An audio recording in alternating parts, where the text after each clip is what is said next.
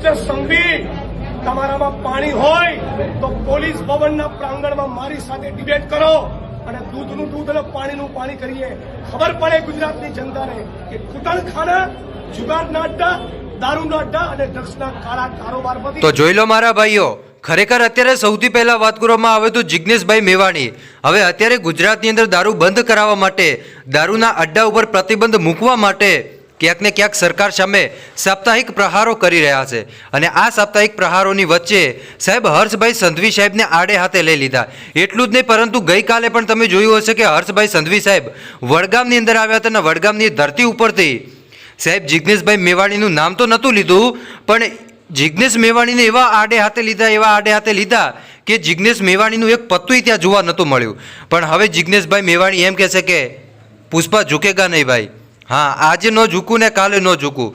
ગુજરાતની અંદર દારૂ પર પ્રતિબંધ મુકાવીને જ રહીશ.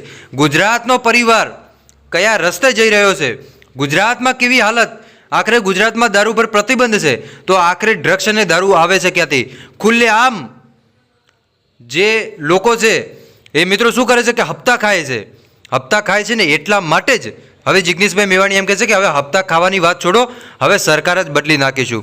શું ખરેખર આ વાત સાચી કે ખોટી? ચાલો તમને આગળ વિડીયો પણ બતાવું સાહેબ, તો વિડીયો તમે અંત સુધી જોતા રહેજો.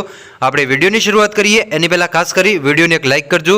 ચેનલ ઉપર આજે પહેલી વાર જ આવો છો તો ખાસ કરીને દર્શક મિત્રો ચેનલને પણ અવશ્ય સબસ્ક્રાઈબ કરજો, જેથી કરીને આવનારા સમયની અંદર તમને આવા અનેકો વિડીયો મળતા રહેશે.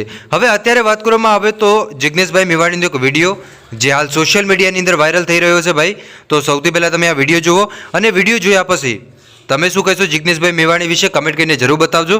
હવે ચાલો સાહેબ સૌથી પહેલાં તમે આ વિડીયો જોઈ લો. કયો ગુજરાતનો મંત્રી કમાય છે અને ત્રેવડ ના હોય, તમારે NSP ના કોઈ છોકરા જોડે ડિબેટ કરી લેજો. જાઓ.